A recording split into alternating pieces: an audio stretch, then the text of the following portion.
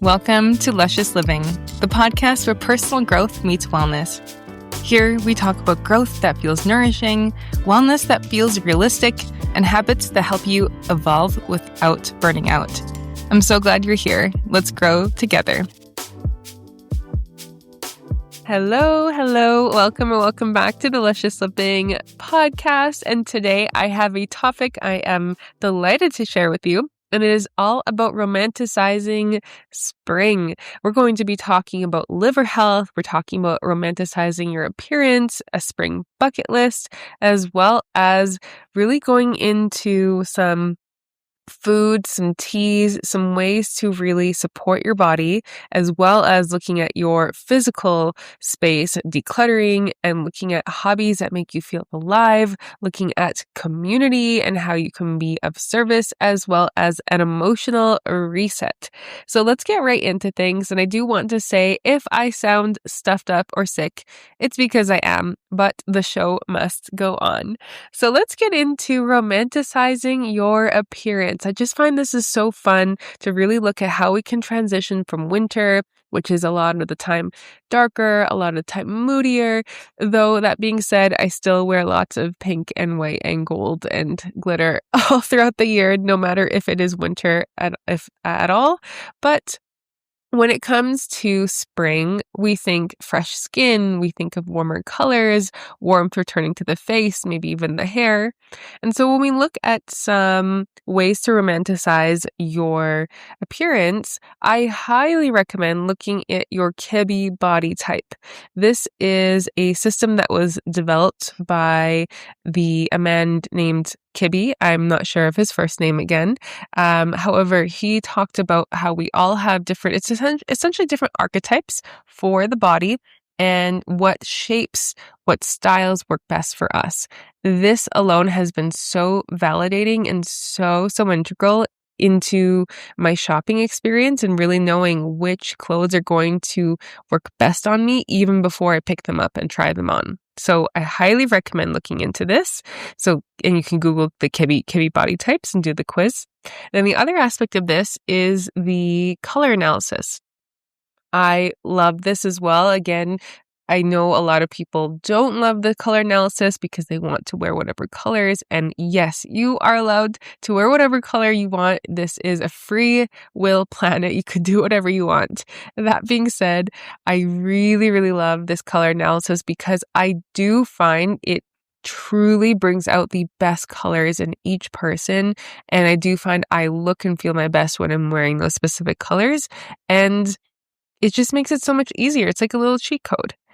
And then when we start to look at makeup, you can actually adjust your makeup as well to these tones, because a lot of the time, I know for me, I really liked a certain color. Let's say I love different shades of pink, but only a very corally light pink instead of pale works for me. And so you might notice that you go into the store, whether it's a drugstore, it's Sephora, I love Kyoki, by the way. It's that Korean skincare brand in the mall, at least where I live.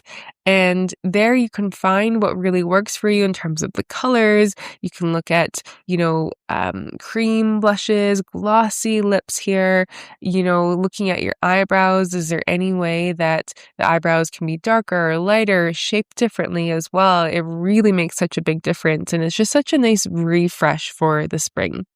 Then looking at your moisturizer, is it really hydrating you as much as you need?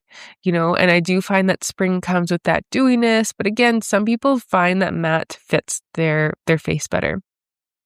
Then looking at, can we lighten up from a black mascara, black eyeliner to brown, or, other shades of the brown colors as well. I just find that visually it's so nice to have an upgrade in terms of the clothing there and seeing how you can layer your winter pieces to make them work for spring as well. So that is just something I love working with, and something that I have loved even more as I've gotten older. And so I hope that this inspires you to really look at how you can best color and optimize your beauty. Then I'm getting into the spring bucket list. And so We're looking at a growth list in terms of body, for example. Can we start to have an outdoor walk instead of indoor 3 times a week, 2 times a week? Can we look at having a new movement class? That might be a dance class. It could be ballet, it could be belly dancing, it could be a race that you sign up for, it could be a Pilates class that you've been meaning to do.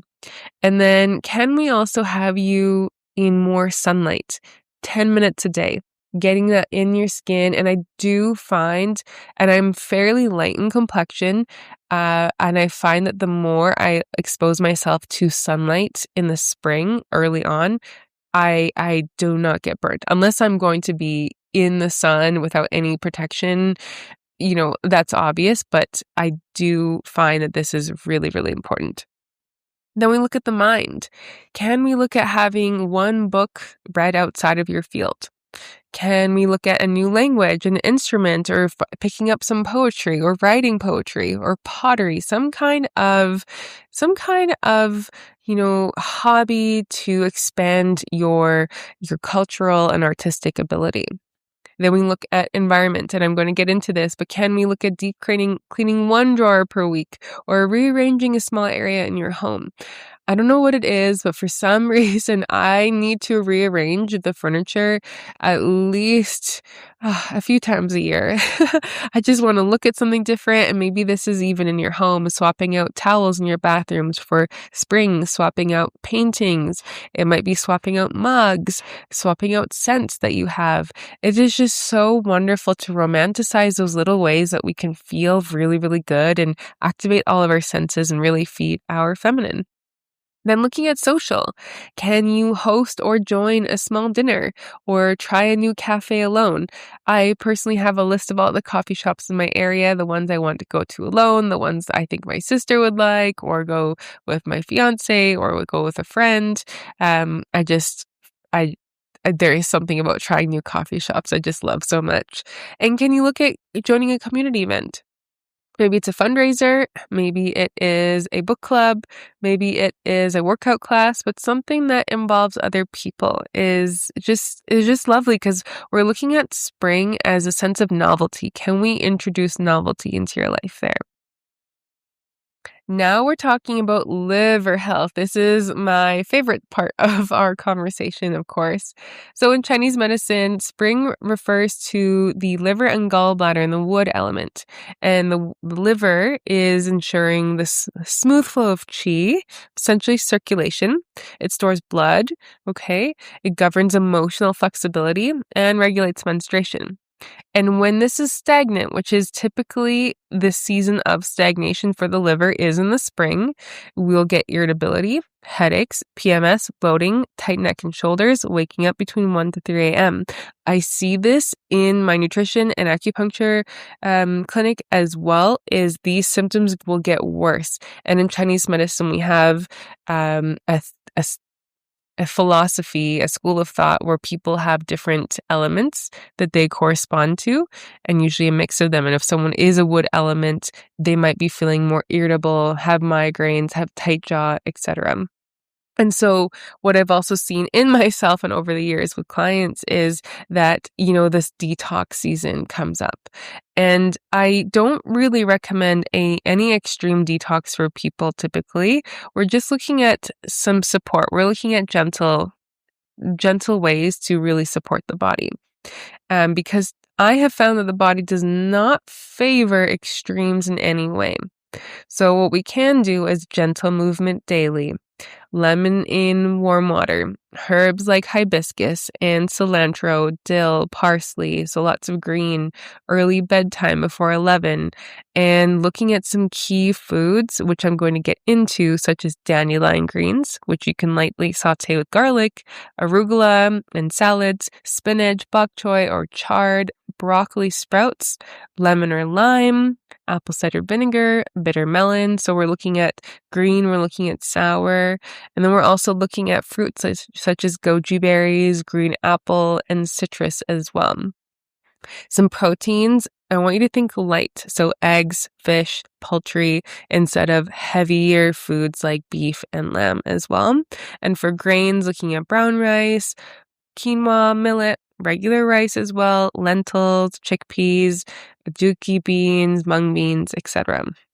So some example recipes we could look at is a spring liver reset salad. So baby arugula and spinach, shredded carrot, thinly sliced cucumber, some dandelion greens, sesame oil, lemon juice, pinch of sea salt as well. You can add some pumpkin seeds for crunch and then add some protein in there as well. Then we can look at some kind of gentle spring detox soup with bok choy, cabbage, carrot, mushrooms, ginger, vegetable broth, and miso paste as well. And then add in your noodles. I love soba noodles, for example. And a few teas I want to share is hibiscus tea. It's tart, it's slightly bitter, really, really good for blood pressure and liver circulation, really great for skin health. Vitamin C will just make your skin glow, and hibiscus tea is rich in vitamin C. And you can brew this for 5 to 7 minutes and enjoy warm. And in the summer, I like to make a recipe called agua de Jamaica. And that is you add lime and you can add some sugar, you can add some ginger, and it's just so wonderful iced. Then we have dandelion root tea supporting liver and gallbladder function. You can brew the dried root for 10 minutes as well, or mint and lemon balm tea, which is so wonderful for emotional stress as well. Now, we also want to avoid excessive alcohol, greasy foods, suppressing emotions, and staying indoors all day because spring is a time to circulate, okay? That is really, really important. Now, the fourth step is decluttering and that emotional detox. So that physical clutter creates mental stagnation. I don't know about you, but I cannot concentrate when an environment is messy. And so there is actually a study that showed that our environment does impact our mental concentration. And I completely agree. And so we're looking at there's just also something I find like energetic or spiritual about cleansing and donating and cleaning all that out as well. So I would start with a closet purge, removing what no longer feels aligned. This could be clothes that you might hold on to for when you change your body shape. I know the reason why I bring this up is for me, I would hold on to clothes that did not fit me, would never fit me, because I was waiting until I lost this crazy amount of weight, which is so unnecessary. Or just looking at some clothes that just no longer feel like who you want to become. Could be a makeup audit, throwing out expired products, old supplements, old papers, digital detox, unfollowing accounts that trigger comparison, or just don't make you feel good, right? Or some pictures that are also in your phone that you don't need as well. And so we are doing a spring edit. Okay, so when you clear your space physically, then you clear indecision mentally as well. All right, now we look at some hobbies for the spring that make you feel alive. We are simulating creativity and expansion. And so this could look like flower arranging, taking a painting class online or in person, outdoor photography, going to farmers markets, which is one of my favorites of all time, gardening. This could even be some herbs in your kitchen, some dance classes, some poetry nights, some pottery as well. And I want you to think about creative expression, physical motion, vision, and planning. And if you feel stuck in life, it's because creativity is blocked, and spring is the best time to unblock it. The last few things is volunteering and community. And so we're looking at the way that we can contribute to our society, and that is just such a good feeling.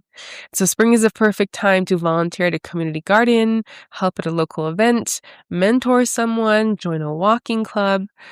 Every single person has so much to offer, and it just feels so good to give to other people without expecting anything in return. It really does boost our mood, and again, spring is the best time to go out there, and that time where I know it can feel daunting to leave the house, especially when it's darker and colder in the winter, but now is that time to step forward, okay?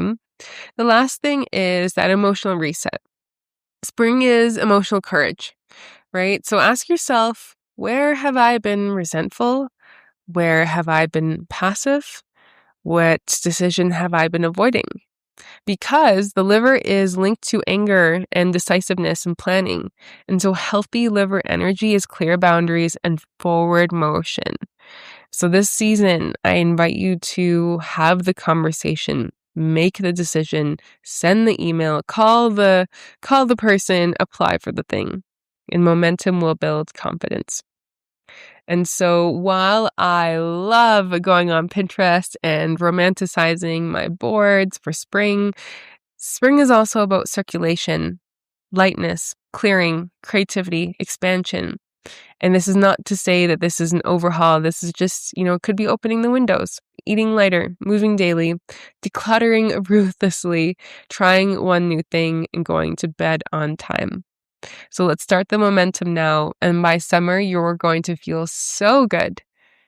Thank you for tuning in. I hope this was helpful. I'll see you next time.